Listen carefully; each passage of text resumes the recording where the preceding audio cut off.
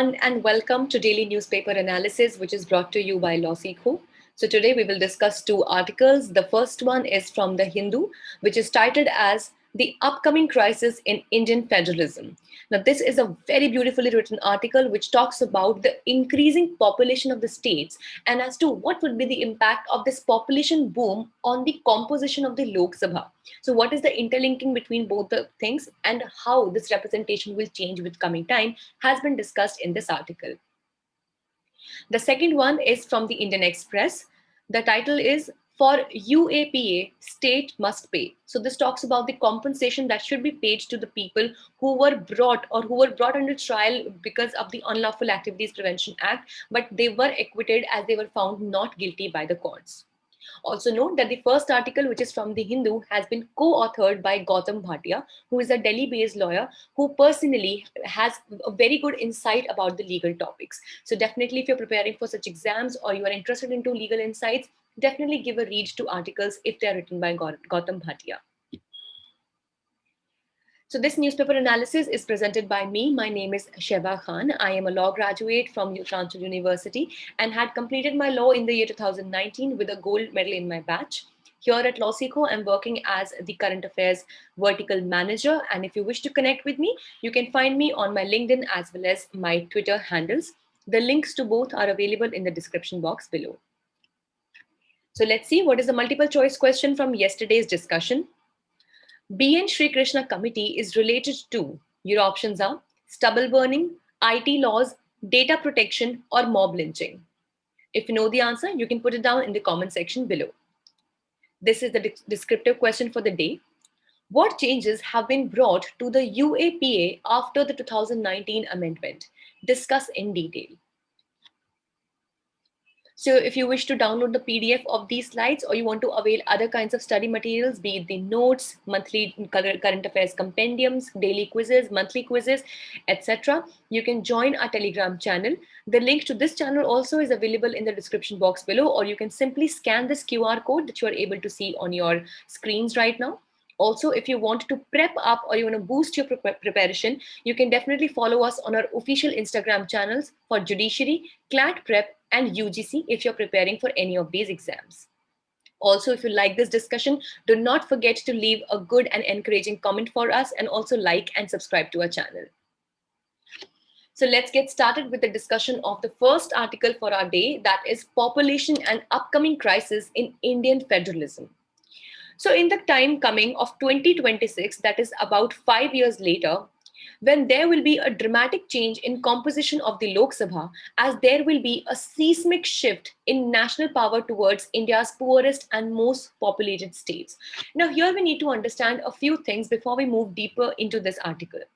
Firstly, as we know that into coming 5 years of time, the population of India, the demographic system or the entire demography will change drastically.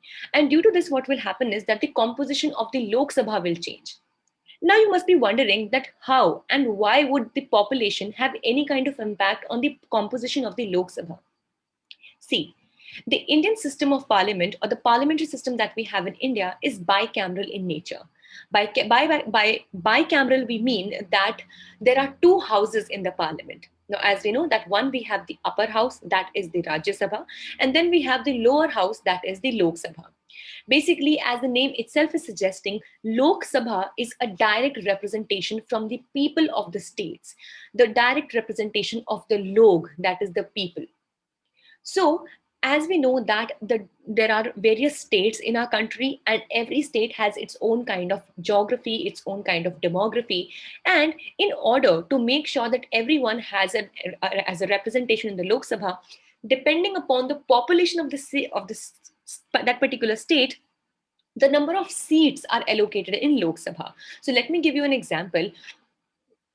A larger state, as large as Rajasthan, Madhya Pradesh, Uttar Pradesh, etc., definitely they would have more seats as compared to states that are very small, that is like say Goa, Sikkim, Haryana, etc. So that is why the geography, as in the area, as more importantly the population that that particular state holds, that determines that what number of seats would be enjoyed, or what majority or what kind of seats or would be enjoyed by that particular state in the Lok Sabha. And definitely, now we can understand the analogy over here that the population growth of the state is directly proportional to the number of seats held by that particular state in the Lok Sabha. And thus, if the population would increase in these states, their seats, their representation would also have to be changed in the Lok Sabha respectively. And that is why the article says that there will be a seismic shift in the national power towards India's poorest and most populated states.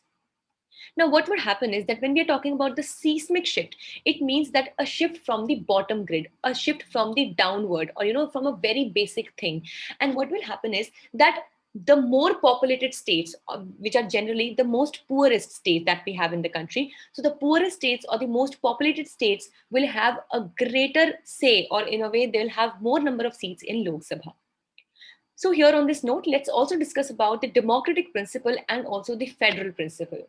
As we know that part 1 of the constitution also, which brings along article 1, says that India, that is Bharat, is a union of states. Now this is exactly the point where we are differentiated from the federation that USA or the United States of America has, because USA calls itself a federation of states, but on the contrary, Article 1 in the Indian Constitution calls India as a union of states. Now, this altogether is a different topic for discussion, but generally, to understand, there in America, the states have the power to secede, which means that they can become independent anytime they want. They have their own constitution, they have their own citizenship, but that is not the case with India. So, if you know that India has taken the system of federalism not from America but from Canada. And that is why we say that we are a union of states, which means that we have only one single constitution, one single citizenship. And that is why several states make up the Indian Union, and there is no separate state citizenship or constitutions for the separate states. So let's talk about that. What is the contradiction over here when we talk about the big versus the small states in the country? So the bigger states are likely to dominate national conversation, get a bigger share in the pie economically and relevant to political governance of the country. Now, I hope that you are getting a clear idea. Let's say, for example, there are 100 seats that can be offered to the entire country. And we know that the seats are being distributed depending upon the population of a particular state. So obviously, the state that has highest population or that has higher population or is a bigger state as compared to the small ones, they will get more number of seats in these 100 shares. So what will happen ultimately, that whenever there will be any national conversation, now by national conversation here we mean that there is any discussion or bringing about any law which is about the national interest or any kind of interest that has, and some discussion is going on, so obviously there is a greater chance that these votes which are unified for one particular states shall form the majority, and that is why these bigger states have greater say and maybe their votes have greater power, let's say, when it comes to the national conversation. So here, let's compare that how the US had protected small states in 4 ways. So as we just discussed, that India has not taken the system of federalism from America, but rather from Canada. So let's understand that how America was able to save its, states or give equal power to all the 50 states that it has. Firstly, the national power over the states were limited. So the states, whenever it comes to any kind of national discussion or a topic of any national importance, so states have been given limited power as regard with that. All right. Then we have second, that each state, regardless of the size, has 2 seats in the Senate. Yes. So as we know that there are 50 states total in America, so the Senate has only and only 100 seats, and each state has only 2 seats, irrespective of what is the size of that particular state, what is the population of that particular state. And this definitely gives equal representation to every state, be it big or small. Third, the presidents are elected by electoral votes, and which means that he must win the states rather than the total national population. So, yes, I'm sure that when recently we had the elections in America, in which Joe Biden had finally won the elections, so they do not have to form a national majority. Rather, they have to form majority in the states as well. So this definitely gives power to all the states and their population to choose the representative as per their choice.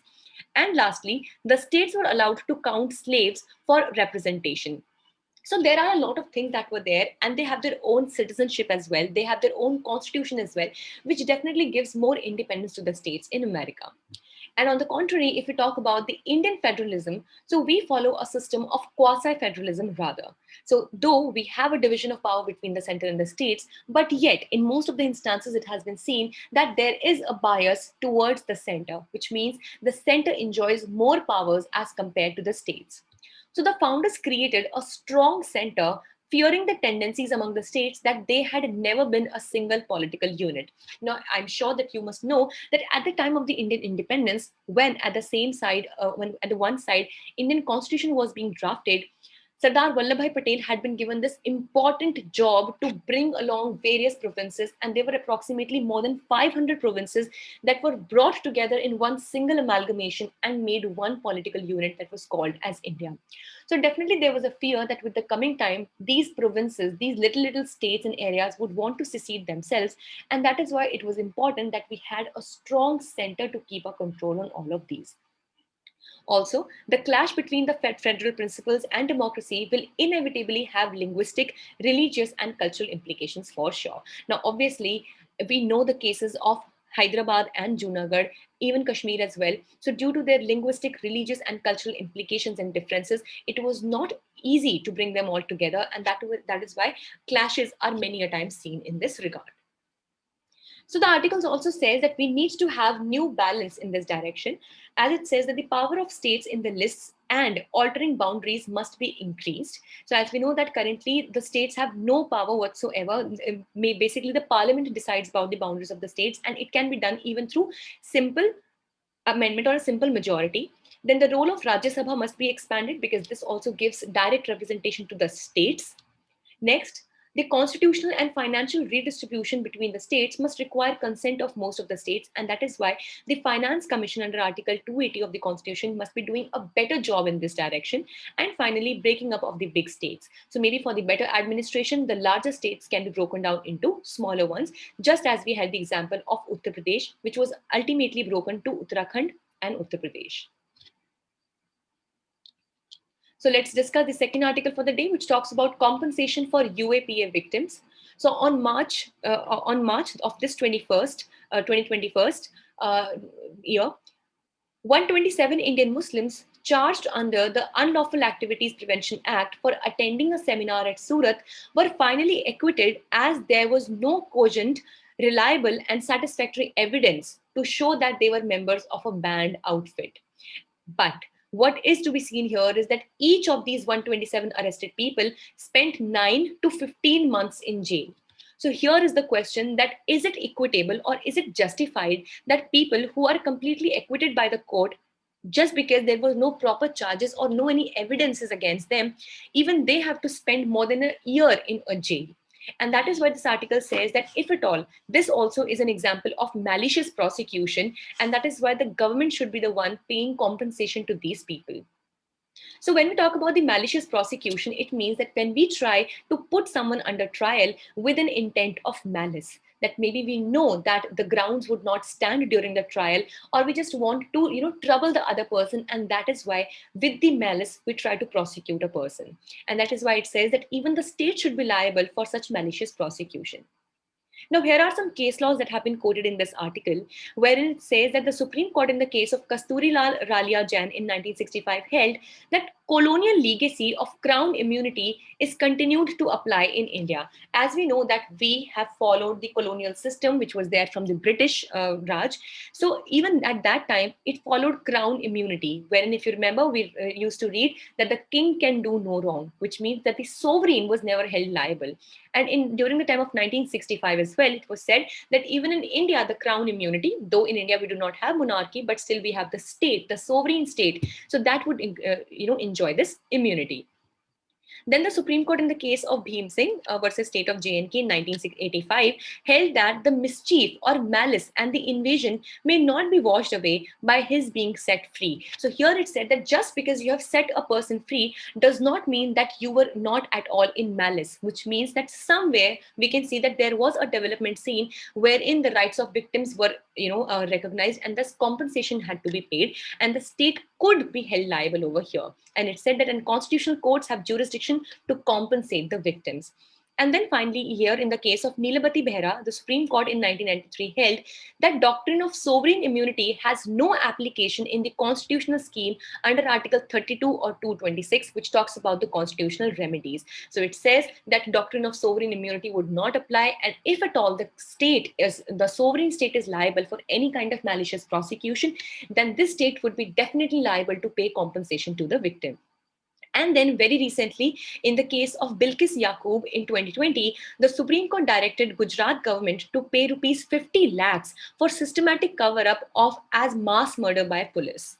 And that is why now the current situation that we are into is that the sovereign immunity does not exist in India, and if at all, because of the malice of the state or the sovereign state or the government, somebody has to go through something, a trial or something, which was not on valid grounds, so the state shall be responsible to pay compensation. So here are some other examples that have been given of other victims of the UAPA, like Mohammad Irfan Ghaus and Ilyas Muhammad Akbar, who were acquitted by the National Investigation Agency court in Mumbai, and they had also spent 6 months in jail. Then there were again three student activists, Asif Iqbal, Devangana Kalita, and Natasha Narwal, who were also brought under the grounds of UAPA but were finally acquitted after serving a jail term. So that is why thousands of UAPA arrests are without bail with below 2% conviction rate. And that is why all they have to do is they just rot in the jails without even any proper evidence. And that definitely is violative of our fundamental rights, especially Article 21, which is life and personal liberty. So this was all for the day. Thank you so much for being with us. And we hope it was a good and informative session for you all. If you liked it, do give it a thumbs up and subscribe to our channels for never missing an update. Thank you.